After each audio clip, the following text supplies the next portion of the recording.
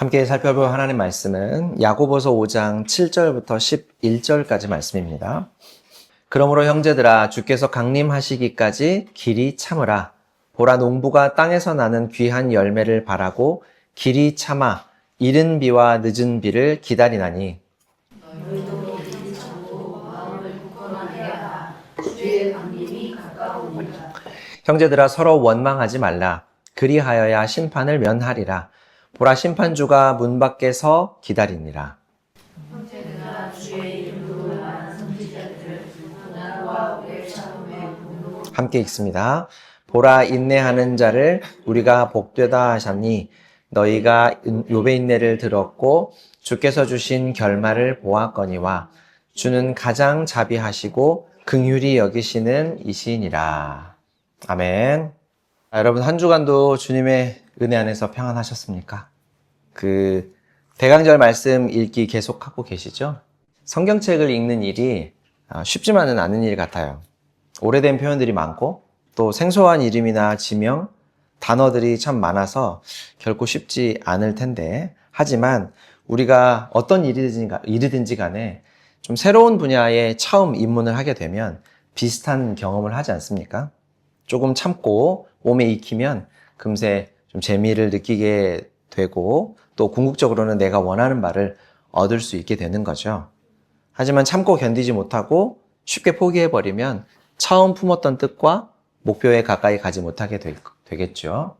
저는 사랑하는 여러분들이 잘 참고 견딜 수 있도록 도와주고 재미를 느끼고 익숙해지는 날을 조금이라도 앞당기기 위해서 기도하고 힘쓰도록 하겠습니다. 모두 함께 힘써서 하나님의 은혜를 알아가고 누리며 나누는 우리 공동체를 이루어갔으면 합니다. 이와 관련해서 오늘 우리가 읽은 야고보서 초두 말씀을 보면 이런 말씀이 있어요. 1장 2절부터 4절 말씀인데 우리 같이 한번 읽어볼게요. 친구 여러분, 시험과 도전이 사방에서 여러분에게 닥쳐올 때 그것을 더할 나위 없는 선물로 여기십시오. 여러분도 알다시피 시련을 겪을수록 믿음 생활은 훤히 그 실체가 드러날 것입니다. 그러니 성급하게 시련에서 벗어나려고 하지 마십시오. 시련을 충분히 참고 견디십시오. 그러면 여러분은 성숙하고 잘 다듬어진 사람, 어느 모로 보나 부족함이 없는 사람이 될 것입니다. 씩씩하게 잘 읽어주셨어요. 자, 이 말씀을 잘 새기면서 하나님의 은혜를 하나씩 하나씩 우리가 알아가다 보면 이사야의 표현처럼 물이 바다를 덮음같이 하나님의 은혜가 우리의 삶을 완전히 뒤덮는 날이 찾아올 것이라 믿습니다. 자, 오늘 우리가 살펴보는 야고보서라고 하는 책은 야고보라는 사람이 쓴 책이에요. 물론 성령 하나님께서 그의 마음과 생각과 전인격을 감동시켜서 기록한 하나님의 말씀이기도 하죠. 야고보는 다른 어떤 성경의 저자보다 좀 독특한 이력을 가진 사람입니다. 어떤 이력을 가졌냐면 이 야고보라는 사람은 바로 예수님의 친동생이에요. 여러분이 잘 아시는 것처럼 예수님은 성령으로 잉태되셨죠. 보통의 경우처럼 엄마와 아빠 사이에서 태어나지 않고 성령 하나님께서 마리아의 뱃속에 예수님을 잉태하도록 일하셨던 거예요. 우리 예수님께서 태어나신 성탄절을 앞두고 우리가 이 대강절이라는 기간을 지나고 있으니까 잠깐 말씀을 좀 드리고 넘어가자면 어떻게 그럴 수 있을까? 엄마 아빠 사이에서 태어나지 않고 어떻게 성령으로 잉태될 수 있을까? 불가사의한 그 방법을 한번 설명해 봐라. 그렇지 않으면 못 믿겠다. 라는 질문을 하는 일들이 많은데 거기에 대해서는 즉답을 하지 않으려고 해요. 왜냐하면 예수님께서 성령으로 잉태되셨다라는 성경의 가르침은 어떻게 라고 묻는 것보다 왜 라고 묻는 것이 훨씬 더 중요합니다. 그리고 그에 대한 대답은 성경에 명백하게 써 있어요. 누가복음 1장, 로마서 5장, 히브리서 4장 말씀, 3절 말씀을 우리 같이 한번 차례로 읽어볼게요. 천사가 대답하여 이르되 성령이 내게 임하시고 지극히 높으신 이의 성령이 너를 덮으시리니 이러므로 나실 바 거룩한 이는 하나님의 아들이라 일컬어지리라. 그러니 한 사람의 범죄 행위 때문에 모든 사람이 유죄 판결을 받았는데 이제는 한 사람의 의로운 행위 때문에 모든 사람이 의롭다는 인정을 받아서 생명을 얻게 되었습니다. 우리에게 있는 대제사장은 우리의 연약함을 동정하지 못하실 리가 아니요 모든 일에 우리와 똑같이 시험을 받으신 이로되 죄는 없으시니라. 이 세 말씀을 통해서 우리가 예수님은 성령으로 잉태되셨기 때문에 아담으로부터 내려오던 죄의 유전을 받지 않으셨고 그 결과로 완전한 인간이시면서도 동시에 우리와는 완전히 다르게 죄가 없는 분이시다. 구원자다라고 하는 사실을 성경을 통해 우리가 알 수 있습니다. 자, 그런데 이런 예수님과 다르게 마리아와 요셉의 가정에는 보통의 생육범으로 태어난 동생들도 있었어요. 여러분에게 예수님의 형제들에 대한 이야기가 좀 생경할 수 있지만 실제 성경에 기록돼 있는 겁니다. 마태복음과 마가복음을 보면 구체적인 이름들도 소개를 하고 있는데요. 이는 그 목수의 아들이 아니냐, 그 어머니는 마리아, 그 형제들은 야고보, 요셉, 시몬, 유다라 하지 않느냐. 그 누이들은 다 우리와 함께 있지 아니하냐. 그런즉 이 사람의 모든 것이 어디서 났느냐 하고. 이 말씀 바로 뒤에 예수님의 가족들을 알고 예수님을 가까이서 지켜보았던 사람들이 예수님을 구원자로 받아들이기가 쉽지 않았다라고 하는 장면이 나오거든요. 야고보도 예수님의 동생이었던 야고보도 처음에는 형인 예수님을 하나님의 아들로 믿지 못했습니다. 그도 그럴 것이 우리 중에 가족 중에 누가 갑자기 자신들과는 전혀 다른 나는 너희들과는 전혀 다른 존재야. 하나님이 보낸 하나님의 아들이야. 라는 이런 말을 하면 받아들이기가 쉽지 않을 것 같아요. 그렇지 않습니까? 갑자기 어느 날 송주가 도와, 도희, 강은이, 로운이를 딱 모아놓고 자 이제부터 내가 하는 얘기 잘 들어. 나는 사실 성령으로 잉태된 하나님의 딸이야. 나 사실 하늘에서 내려온 거야. 이렇게 얘기하면 진지하게 받아들이면서 아 그러십니까가 아니라 쳐다보고 이렇게 멍하게 쳐다보면서 웃지 않겠어요? 왜 저러는 거야 언니가 이런 생각하지 않겠어요? 그죠? 믿기가 쉽지 않죠. 하지만 예수님이 십자가에서 죽으시고 3일 만에 다시 살아나신 것을 보고 또 하늘로 승천하시는 모습을 목격한 뒤에 야고보는 완전히 바뀌었습니다. 예수님을 단지 나의 형만이 아닌 나의 주님이요 나의 구원자 하나님의 아들로 믿게 되었던 거예요. 그 후에 야고보는 1세기 교회의 아주 훌륭한 지도자가 되어서 흩어져 있는 성도들에게 믿음의 편지를 썼던 것이 바로 우리가 오늘 읽었던 야고보서라고 하는 성경입니다.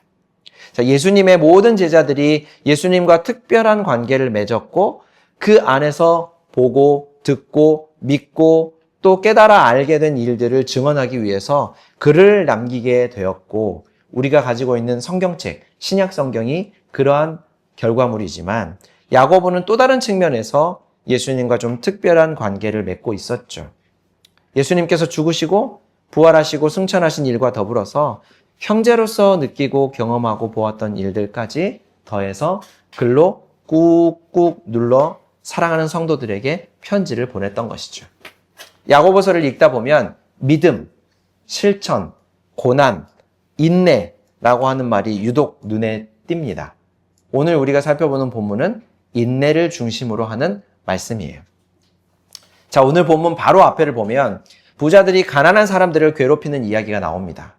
세상은 여전히 불공평해 보이고 힘 있는 사람들이 약한 사람들을 짓밟는 것 같아 마음이 아프죠. 야고보는 이런 힘든 상황 속에서 성도들에게 형제들아, 사랑하는 형제들아 라고 부르면서 따뜻하게 위로하기 시작합니다. 그리고 이 어려운 시기를 잘 이겨낼 수 있는 방법이 무엇이냐면 바로 인내다라고 가르쳐주고 있죠. 자, 여러분, 인내라고 하면 어떤 이미지가 떠오르세요? 인내, 기다림, 참을 인. 좋아요. 마법천자문을 몇 년째 읽고 있는 보람이 좀 있긴 하네요. 그죠? 꾹 참고 견디는 것. 또 억울해도 아무 말 하지 않고 속으로 삭히는 것. 마치 고구마 100개쯤 사이다 없이 먹는 것 같은 답답함. 이런 게 먼저 떠오르지 않습니까? 그런데 오늘 성경이 말하는 인내는 이런 소극적이고 무기력한 모습을 말하는 게 아니에요. 그것은 하나님 나라 시간을 살아가는 아주 적극적이고 역동적인 삶의 태도를 인내라고 설명하고 있습니다. 자, 야고보 사도는 인내를 설명하기 위해서 가장 먼저 농부의 이야기를 꺼내요. 누구의 이야기를 꺼낸다고요? 농부의 이야기요. 7절 말씀 우리 같이 한번 읽어보겠습니다. 그러므로 형제 자매 여러분, 주님께서 오실 때까지 참고 견디십시오. 보십시오, 농부는 이른 비와 늦은 비가 땅에 내리기까지 오래 참으며 땅에 귀한 소출을 기다린다. 이스라엘의 농사는 우리나라의 농사하고 조금 달라요. 그곳은 비가 워낙 귀한 땅이라서 파종할 때 내리는 이른 비, 그리고 추수하기 직전에 내리는 늦은 비, 이 이른 비와 늦은 비가 농사를 결정짓는 굉장히 중요한 요인입니다. 아주 절대적이라고 말해도 지나치지가 않는 거예요. 비는 농부가 땀 흘린다고 해서 내릴 수 있는 것은 아니잖아요. 그렇죠? 전적으로 하나님의 손에 달려있죠. 그렇다면 농부가 할 수 있는 일은 무엇인가? 하늘만 쳐다보고 가만히 기다리고 있는 것일까? 아니죠. 농부는 씨를 뿌리고 김을 메고 거름을 주며 자신이 할 수 있는 최선을 다하는 거예요. 비록 당장 눈앞에 열매가 보이지 않고 때로는 가뭄이 들어서 땅이 갈라지는 것 같아도 농부는 포기하지 않습니다. 왜냐하면 하나님의 때가 반드시 올 것이라고 믿기 때문이에요. 이른 비와 늦은 비를 주시는 하나님, 마침내 귀한 열매를 주실 하나님을 신뢰하기 때문에 농부는 오늘도 기쁘게 땀을 흘릴 수 있는 것이죠.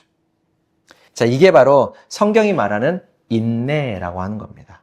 인내는 아무것도 하지 않고 손 놓고 기다리는 게으름을 뜻하는 게 아니죠. 내 뜻대로 되지 않는 현실 속에서도 하나님의 주권을 인정하고 하나님이 일하실 때를 기다리며 오늘 내가 해야 할 믿음의 경주를 묵묵히 감당해 나가는 거예요. 마치 농부가 추수의 기쁨을 바라보면서 하루하루 힘들지만 땀 흘려 수고하는 것처럼 말이죠. 여러분, 우리 신앙생활도 농사와 같다고 볼 수 있어요. 때로는 우리가 뿌린 기도의 씨앗이 당장 응답받지 못하는 것 같아서 답답할 때도 있고요. 주님의 구원의 때를 기다리면서 참고 인내하지만 도무지 아무런 일도 일어나지 않는 것 같아서 답답할 때가 있죠. 마치 이른 비가 오지 않아서 땅이 타들어가는 것 같은 고통을 느낄 때도 있죠. 그러나 여러분, 그래서 믿음은 불확실한 현재 상황 속에서 확실한 하나님과 하나님의 나라를 바라보고 붙잡고 이겨내는 힘인 거예요. 여러분 꼭 기억하시기를 바라요. 농부가 기다리는 것은 비 자체가 아니라 귀한 열매예요. 우리 하나님은 우리가 인내하는 시간을 통해서 우리 안에 가장 귀한 열매, 하나님을 의지하고 바라보는 믿음을 매일매일 굳게 하시는 겁니다. 하나님은 우리가 영원토록 의지하며 살아야 할 하나님 자신을 향한 우리의 믿음을 매일매일 굳게 다지고 계신다라는 것이요. 하지만 또 고난의 시간이 길어지면 우리 마음은 지치기도 하고 예민해지기도 하죠. 밖에서 오는 스트레스를 안으로, 다시 말해서 가장 가까운 사람들에게 쏟아내는 경우도 참 많은 것 같아요. 그래서 야고보 사도는 9절에서 이런 말로 엄중하게 경고합니다. 형제자매 여러분, 심판을 받지 않으려거든 서로 원망하지 마십시오. 보십시오. 심판하실 분께서 이미 문 앞에 서 계십니다. 삶이 힘들면 우리는 본능적으로 탓할 대상을 찾게 되는 것 같아요.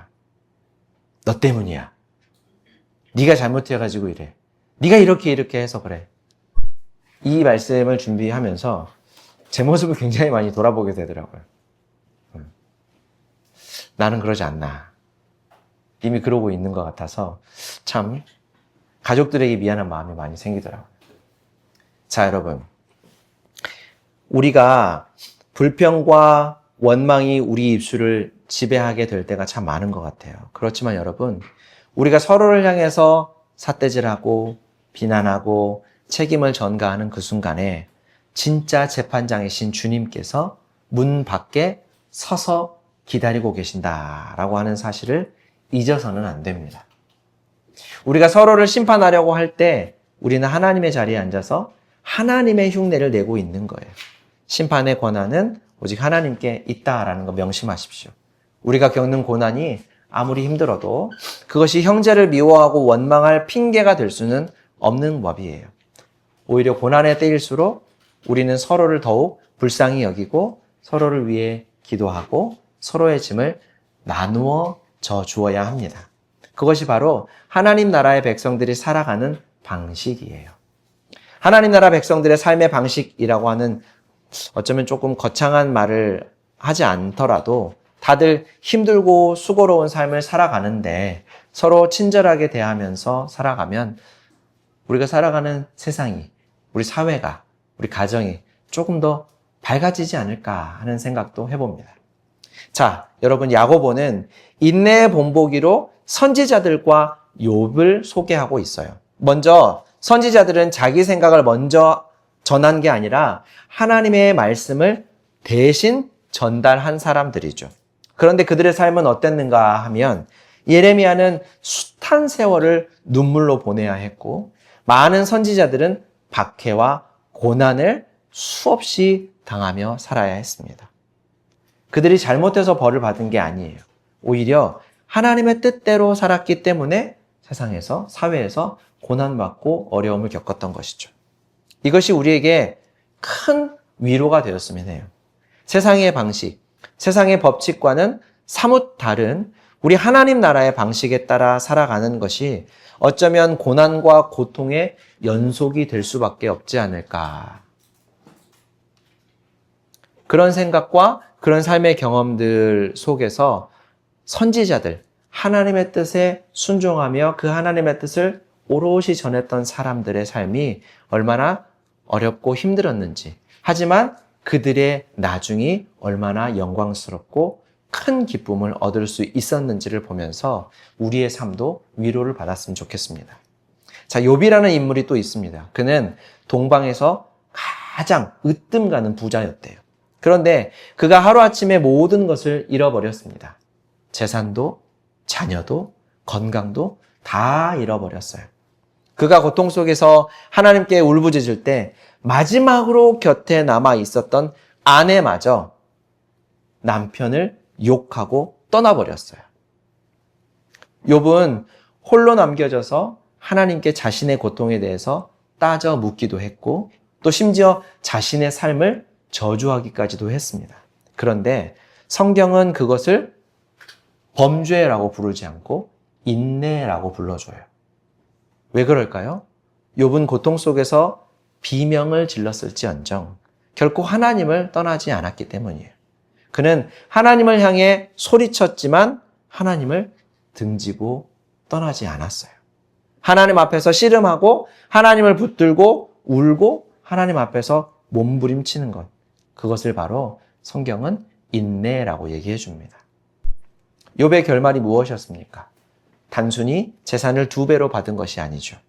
욥이 고난을 통과하면서 내가 죽게 대하여 이전에는 귀로 듣기만 했지만, 귀로 들은 것처럼 어렴풋하게 알기만 했지만 이제는 눈으로 주를 보는 것처럼 명확하게 주를 알게 되었습니다 라고 고백하고 하나님이 얼마나 자비하고 긍휼이 많으신 분인지를 온몸으로 체험하게 되었던 것이죠. 자, 사랑하는 성도 여러분, 우리의 인내 끝에는 반드시 하나님께서 계획하신 결말이 기다리고 있습니다. 그 결말은 비극이 아니고요, 해피엔딩이에요. 왜냐하면 하나님은 어떤 상황에도 우리에게 자비하시고 긍휼을 잃지 않는 분이시기 때문입니다. 하나님은 우리를 고통 속에 내버려 두지 않습니다. 반드시 찾아오셔서 우리의 눈에 눈물을 닦아주시고 우리를 위로하여 주시며 상 주신다고 약속하셨죠. 오늘 본문 10절, 11절과 계시록 21장 말씀을 조금 길지만 우리 같이 한번 목소리 맞춰서 한번 읽어볼게요. 형제들아, 주의 이름으로 말한 선지자들을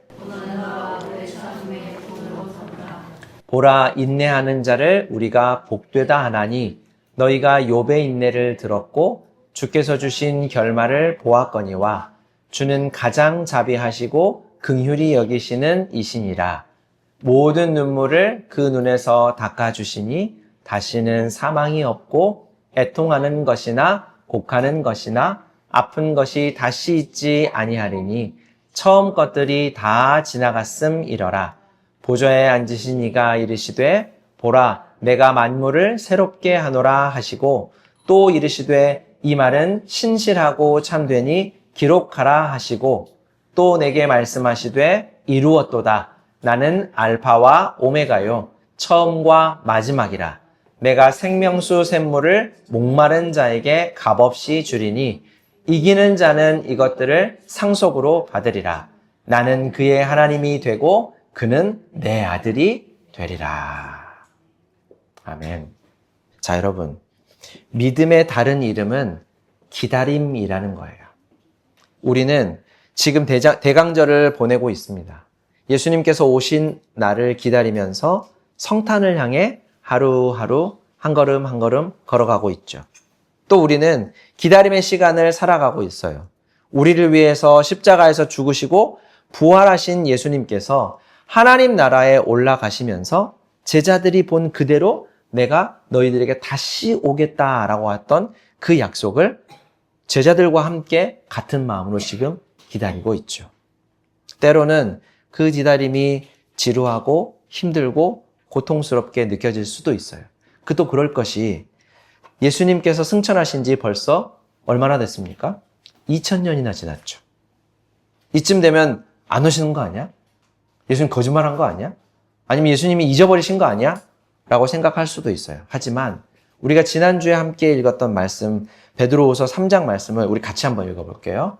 사랑하는 자들아, 주께는 하루가 1000년 같고 1000년이 하루 같다는 이 한 가지를 잊지 말라.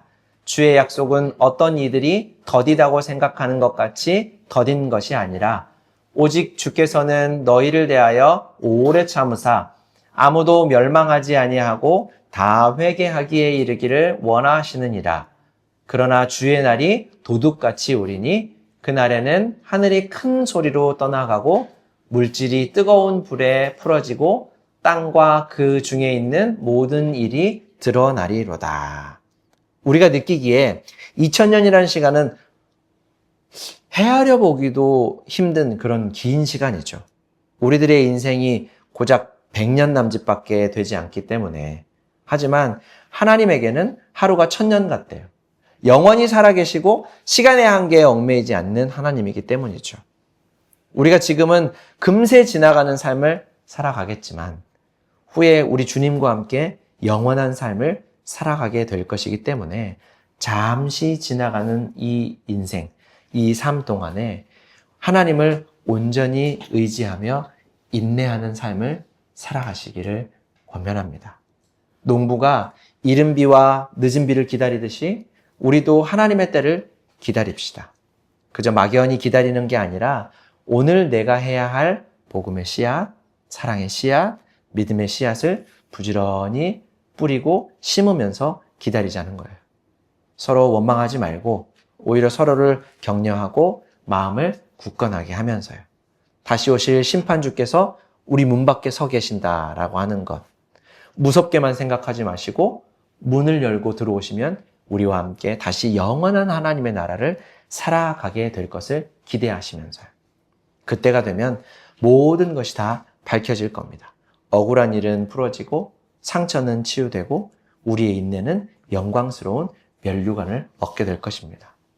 이 믿음으로, 이 소망으로 오늘 하루도 하나님 나라의 시간을 신실하게 살아가시는 우리가 되기를 주님의 이름으로 축원합니다. 기도하겠습니다. 사랑과 은혜가 풍성하신 하나님 우리 아버지, 우리가 살아가는 세상은 참으로 견디기 힘든 일들이 많이 찾아옵니다. 때로는 억울하고, 때로는 지치고, 때로는 주님이 안 계시는 것 같아서 두려울 때도 있습니다. 때로는 차라리 주님이 없다면 더 나을 것 같다는 생각을 할 때도 있습니다. 그러나 오늘 말씀을 통해 우리에게 인내하라 말씀하시고 주님이 문 밖에 서 계심을 일깨워 주시니 다시 한번 감사를 드립니다. 주님, 우리에게 농부와 같은 믿음을 주옵소서. 당장 열매가 보이지 않아도 하나님의 약속을 믿고 믿음의 씨앗을 심게 하여 주옵소서. 고난 속에서도 서로 원망하거나 비난하지 않게 하시고 오히려 서로를 위해 기도하고 마음을 굳건하게 지키는 우리가 되게 하여 주옵소서. 욥처럼 고통 속에서도 하나님을 의지하는 믿음을 주시고 결국 선한 결말을 주시는 우리 하나님의 섭리를 믿으며 오늘을 이기게 하여 주옵소서. 다시 오실 주님을 기다립니다. 우리의 눈물을 닦아주시고 우리를 안아주실 그날까지 믿음의 경주를 멈추지 않는 우리가 되게 하여 주옵소서. 예수님의 이름으로 기도합니다. 아멘.